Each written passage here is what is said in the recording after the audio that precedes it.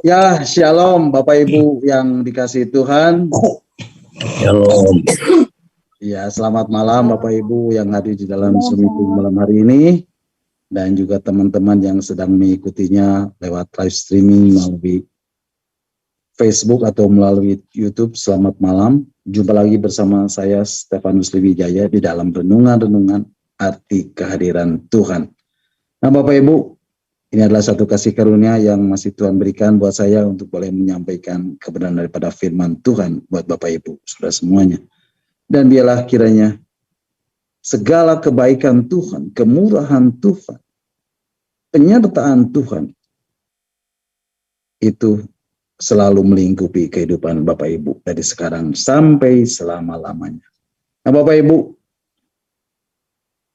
saya merasakan satu atmosfer yang luar biasa di tempat saya ketika kita tadi boleh menaikkan pujian menyembah Yesus kau yang kusembah, Yesus kau yang kusembah. Oh, dan saya percaya juga di tempat di mana Bapak Ibu berada, hadirat Tuhan itu luar biasa dan memberkati Bapak Ibu semuanya. Yang Bapak Ibu, malam hari ini saya juga percaya Bapak Ibu rindu untuk mendengarkan bagian-bagian firman Tuhan yang akan saya sampaikan, yang akan saya bagikan. Biarlah firman Tuhan itu boleh menjadi berkat dan membuat iman kita semakin hari semakin kokoh, dan biarlah kebenaran firman Tuhan itu juga boleh membuat kita semua semakin hari semakin mengenal pribadi Tuhan, dan kita boleh semakin hari semakin tinggal di dalam hadirat Tuhan. Dan percayalah, ketika kita tinggal di hadirat Tuhan, maka urapan Tuhan akan menyertai Bapak Ibu semuanya. Nah Bapak Ibu, malam hari ini kita akan kembali merenungkan tentang arti kehadiran Tuhan bagian yang ke-64. Nah Bapak Ibu bisa mendengarkan kembali renungan-renungan yang sudah saya sampaikan, yang sudah Pak Hen share lewat WhatsApp Discipleship Zoom melalui link Facebook dan link YouTube. Nah Bapak Ibu, malam hari ini kita akan melanjutkan dan merenungkan kembali bagian-bagian firman Tuhan, arti kehadiran Tuhan bagian yang ke-64. Dan malam hari ini saya masih beri tema hati yang menyembah, dan ini adalah bagian yang kedua. Ini adalah hati Daud. Ini adalah heart of David. Nah Bapak Ibu, saya percaya kita semua pasti tahu dan kenal tokoh ini. Dan ceritanya sudah tidak asing lagi buat kita. Tapi mari kita belajar dari kehidupan Daud ini, supaya kita pun boleh memiliki hati yang berkenan di hadapan Tuhan, dan memiliki hati yang selalu rindu untuk menyembah Tuhan. Bapak Ibu siap diberkati malam hari ini? Berapa banyak yang siap diberkati oleh kebenaran firman Tuhan malam ini? Boleh lambaikan tangan. Haleluya, ya puji Tuhan. Nah Bapak Ibu, saya percaya ketika hidup kita berkenan di hadapan Tuhan, kita akan meninggikan Tuhan di dalam seluruh aspek kehidupan kita, amin. Karena Tuhan dialah yang harus ditinggikan di dalam kehidupan kita. Bapak Ibu, malam hari ini kita akan kembali membaca firman Tuhan di dalam kitab 2 Samuel pasal 23 ayat yang pertama. Mari Bapak Ibu kita akan membacanya. Kitab 2 Samuel pasal 23 ayat pertama mengatakan, inilah perkataan Daud yang terakhir. Tutur kata Daud bin Isai, dan tutur kata orang yang diangkat tinggi. Orang yang diurapi Allah Yakub, pemazmur yang disenangi di Israel. Nah Bapak Ibu, firman Tuhan mengatakan inilah tutur kata Daud bin Isai dan tutur kata orang yang diangkat tinggi. Orang yang diurapi Allah, pemazmur yang disenangi di Israel. Bapak Ibu, Daud di hadapan Tuhan dikatakan sebagai orang yang diangkat tinggi. Di dalam terjemahan yang lain dikatakan, di dalam terjemahan KSKK, di situ dikatakan, inilah kata-kata terakhir dari Daud. Perkataan Daud, putra Isai. Perkataan dari seorang yang ditinggikan Tuhan. Orang urapan Allah Yakub, pemazmur ulung lagu-lagu Israel. Bapak Ibu, Daud dikatakan seorang yang diangkat tinggi oleh Tuhan orang yang ditinggikan Tuhan. Pertanyaannya, kenapa Daud bisa sedemikian rupa? Kenapa Daud ditinggikan oleh Tuhan? Jawabannya sederhana, Bapak Ibu. Karena Daud memiliki hati yang menyembah. Karena Daud memiliki persekutuan yang tidak putus-putusnya dengan hadirat Tuhan. Karena Daud selalu tinggal di dalam hadirat Tuhan. Karena Daud selalu menghargai hadirat Tuhan. Karena Daud selalu hidup di dalam hadirat Tuhan. Daud punya hati yang berkenan di hadapan Tuhan. Daud memiliki hati yang menarik di hadapan Tuhan. Dan Tuhan ini suka dengan hatinya Daud. Daud memiliki hati yang menyembah Tuhan. Jadi Daud ini ternyata memiliki hati yang menyembah dan memiliki persekutuan yang tidak putus-putusnya dengan hadirat Tuhan. Daud itu ternyata punya kualitas dan kapasitas hati yang sungguh-sungguh membuat Tuhan itu senang. Yang membuat Tuhan itu tertarik kepada hatinya Daud. Nah selanjutnya Bapak Ibu, firman Tuhan mengatakan Daud adalah seorang yang diurapi Allah.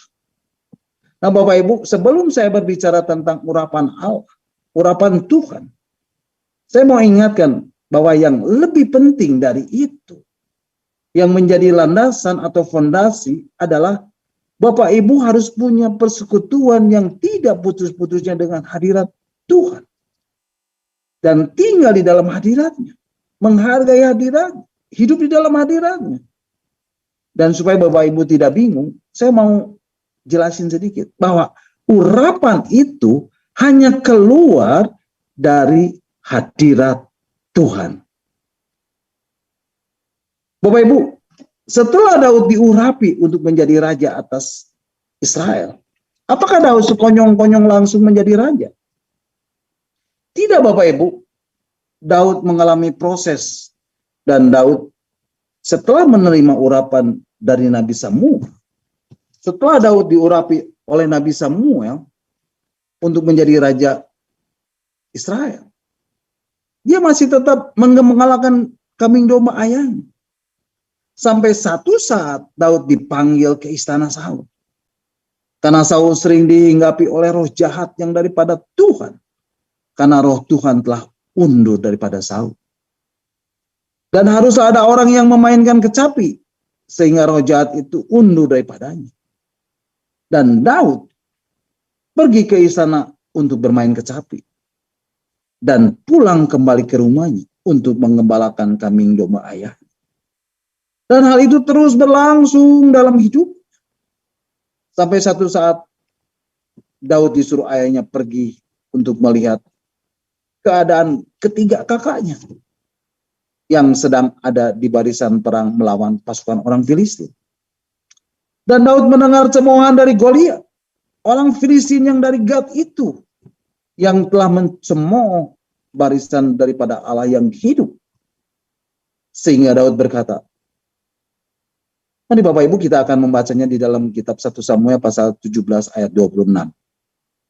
Kitab 1 Samuel pasal 17 ayat 26 mengatakan, lalu berkatalah Daud kepada orang-orang yang berdiri di dekatnya, apakah yang akan dilakukan kepada orang yang mengalahkan orang Filistin itu dan yang menghindarkan cemooh dari Israel?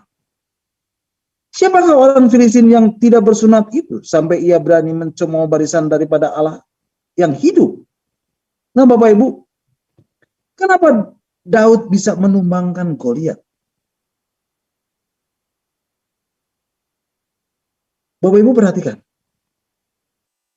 Sebelum Daud menumbangkan Goliat, Bapak Ibu, apa yang dilakukan Daud sehari-hari? Apa pekerjaan Daud sehari-hari?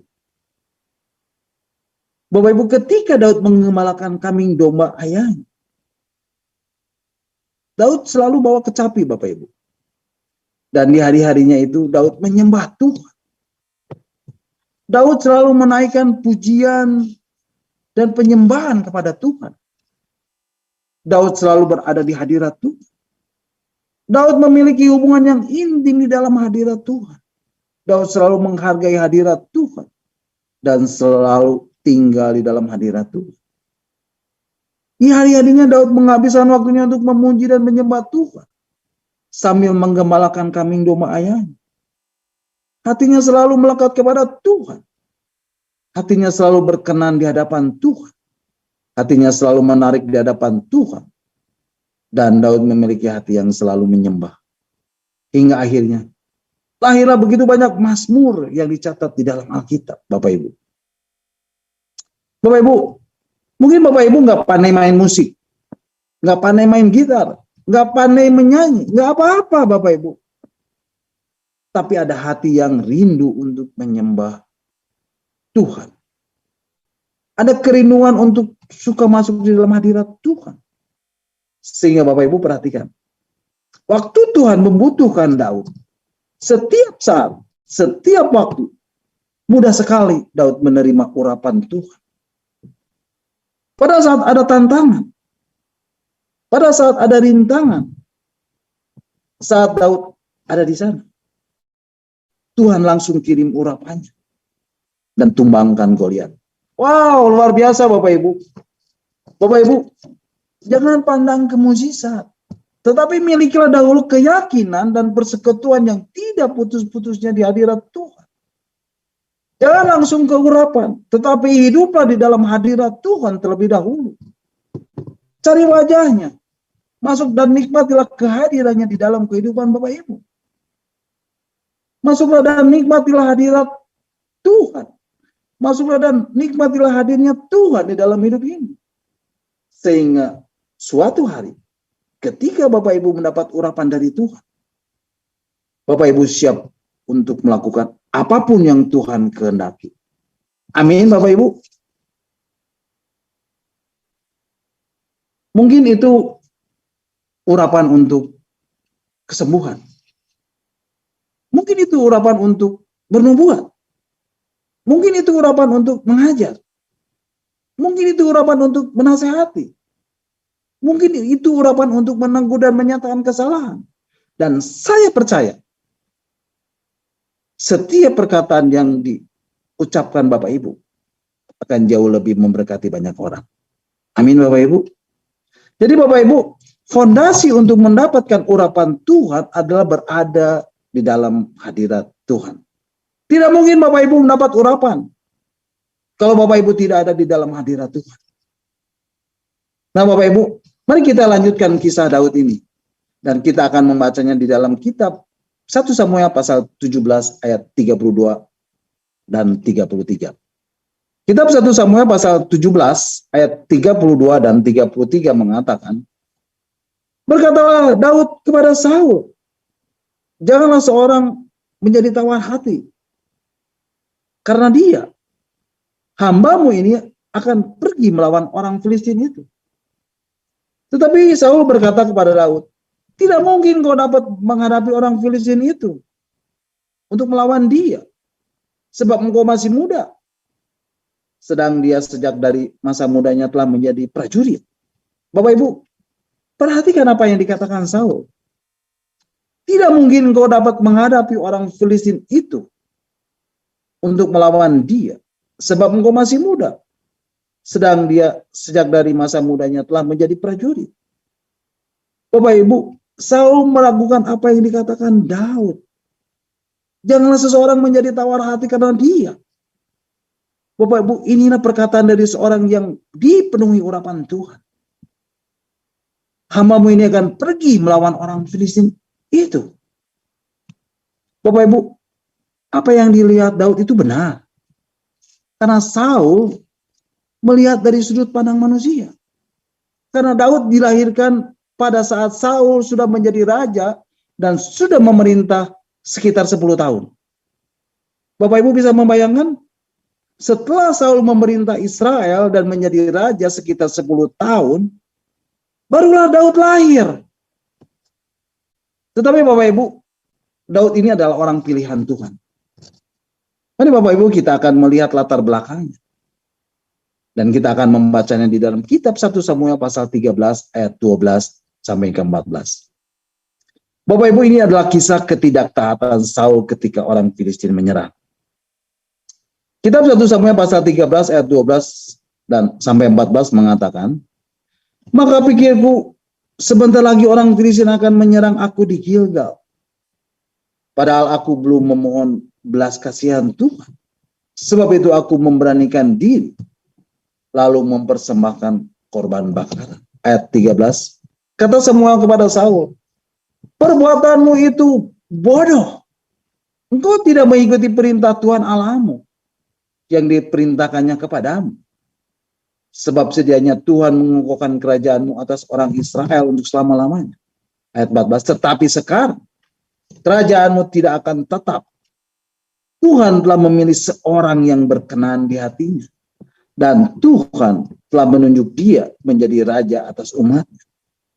Karena engkau tidak mengikuti apa yang diperintahkan Tuhan kepadamu. Bapak Ibu perhatikan. Di ayat yang ke-14 di sini dikatakan seorang. Tuhan telah memilih seorang. Tetapi betapa hebatnya orang itu Bapak Ibu. Dikatakan seorang yang berkenan di hatinya. Seorang yang berkenan di hati Tuhan. Bapak Ibu, mungkin Bapak Ibu tercengang. Karena tulisan mengenai Daud ini lebih banyak daripada Abraham, daripada Yakub, daripada Yusuf, daripada Elia. Abraham dicatat hanya 14 pasal di dalam Alkitab. Yakub 25 pasal. Yusuf 11 pasal. Elia 10 pasal. Tetapi Daud dicatat dalam Alkitab sebanyak 66 pasal. Dan itu belum termasuk 59 referensi hidupnya di dalam Perjanjian Baru. Dan disertai kenyataan bahwa di dalam 2 kesempatan, secara khusus, Daud disebut seorang yang berkenan di hati Tuhan. Nah Bapak Ibu nanti bisa membacanya di dalam Kisah Rasul pasal 13 ayat 22 dan 1 Samuel pasal 13 ayat 14. Oh, luar biasa Bapak Ibu. Bapak Ibu, tahukah Bapak Ibu? Bagaimana Tuhan memprosesnya? Untuk menjadi orang pilihan Tuhan. Tahukah Bapak Ibu bagaimana Tuhan memprosesnya? Untuk menjadi orang pilihan Tuhan. Yang pertama, Tuhan melatih Daud dalam kesendirian.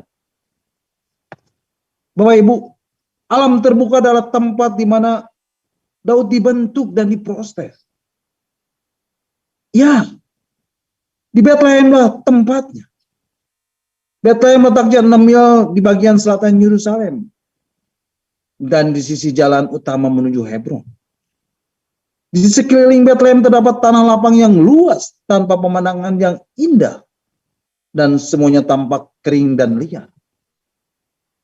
Dan kesanalah para gembala membawa dan menjaga kawanan dombanya. Dan tempat inilah. Dan di tempat ini Daud pertama kali menimba ilmu mengenai pemandangan alam dan mengejar kehidupan rohani. Kehidupan spiritualnya yang mewarnai seluruh hidupnya. Bapak Ibu, dengan kecapinya Daud menyembah Tuhan. Hatinya rindu untuk menyembah Tuhan dan berada di hadirat Tuhan. Dan seluruh hidupnya diwarnai dengan pujian dan penyembahan kepada Tuhan. Di sinilah tempat Daud hidup. Di sinilah tempat pertama kali Daud belajar menaklukkan dirinya. Belajar menaklukkan konflik di dalam batinnya. Bapak Ibu bisa membayangkannya? Selama bermalam-malam, Daud duduk sendirian di bawah bintang-bintang. Daud merasakan tiupan angin yang kencang. Dan angin musim gugur.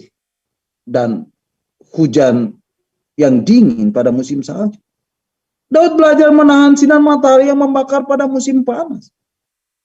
Kesendirian adalah proses yang Tuhan pakai untuk melatih Daud yang masih muda menuju tahta. Amin Bapak Ibu. Sudah Bapak Ibu hidup dalam kesendirian. Dan itu Bapak Ibu bisa lakukan ketika Bapak Ibu berada di hadirat Tuhan. Itulah saat di mana Bapak Ibu berdua dengan Tuhan. Tinggal di dalam hadiratnya. Dan menikmati kehadirannya. Menikmati hadirnya Tuhan di dalam hidup Bapak Ibu. Bapak Ibu, Milikilah waktu itu dan luangkanlah waktu dengan sengaja untuk berdua bersama Tuhan di dalam hadirat. Bapak Ibu, masuklah di dalam hadirat Tuhan dengan hati yang rindu untuk menyembah. Nah, kemudian yang kedua, Bapak Ibu, ketika Daud beranjak dewasa, Daud berada di dalam keadaan yang tidak dikenal. Inilah syarat Tuhan yang paling baik untuk melatih orang pilihannya, yaitu di dalam keadaan yang tidak dikenal orang. Bapak Ibu, di dalam proses pembentukan seorang pemimpin, seorang yang mau dipakai Tuhan sebagai alatnya, keadaan tidak dikenal, keadaan tidak terlihat, keadaan tidak dihargai, dan tidak mendapat sambutan, itu adalah tuntutan yang kejam, yang harus dilewati di dalam hidupnya. Memang kelihatannya aneh, tetapi itulah yang membuat orang pilihan Tuhan tersebut memenuhi syarat untuk mengatasi popularitas yang seringkali menyebabkan orang jatuh dalam keangkuhan. Bapak Ibu, mungkin Bapak Ibu sampai titik ini hanya berpikir Daud sedang berada dalam kesendirian, dalam keadaan tidak dikenal. Daud hanya duduk-duduk mengembalakan kambing domba sambil mengarang lagu, bermain kecapi, memuji dan menyembah Tuhan. Berada di hadirat Tuhan saja. Tidak, Bapak Ibu. Daud di dalam hidupnya harus masuk di dalam pelatihan yang ketiga, yaitu menghadapi suatu kenyataan. Ini pelatihan yang Tuhan sediakan untuk orang pilihan Tuhan. Bapak Ibu, mari kita lihat pernyataan Daud kepada Saul di dalam kitab 1 Samuel pasal 17 ayat 34 dan 35. Kitab 1 Samuel pasal 17 ayat 34 dan 35 mengatakan, ayat 34, tetapi Daud berkata kepada Saul, hambamu ini biasa mengembalakan kambing domba ayahnya. Bapak Ibu, itulah kesendirian. Itulah keadaan tidak dikenal. Selanjutnya, apabila datang singa atau beruang yang menerkam seekor domba dari kawanannya, itulah kenyataan. Maka aku mengejarnya, menghajarnya, dan melepaskan domba itu dari mulutnya. Kemudian apabila ia berdiri menyerang aku, maka aku menangkap janggutnya, lalu menghajarnya dan membunuhnya. Nah Bapak Ibu, dari manakah Daud memperoleh keberanian seperti itu? Daud mempelajarinya dalam kesendirian di dalam hadirat Tuhan. Kemudian Bapak Ibu, kualitas seperti apakah yang Daud miliki di dalam hidupnya? Daud adalah seorang yang realistis.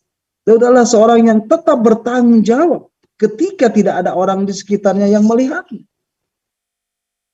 Bapak Ibu, inilah proses dari Tuhan di dalam mempersiapkan orang pilihan Tuhan.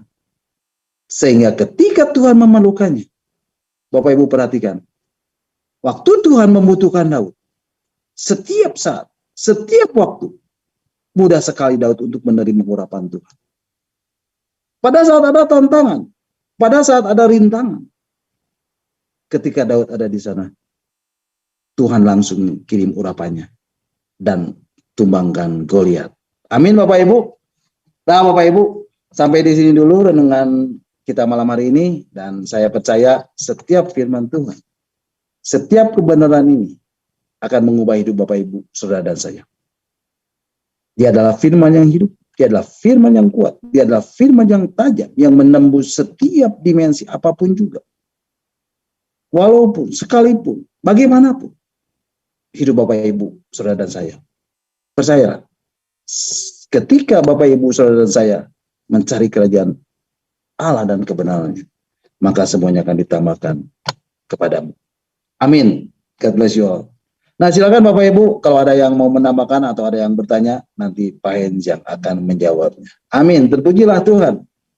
Mari Bapak Ibu, kita akan bersyukur buat renungan yang sudah kita dengar dan yang sudah saya sampaikan, dan kita akan berdoa.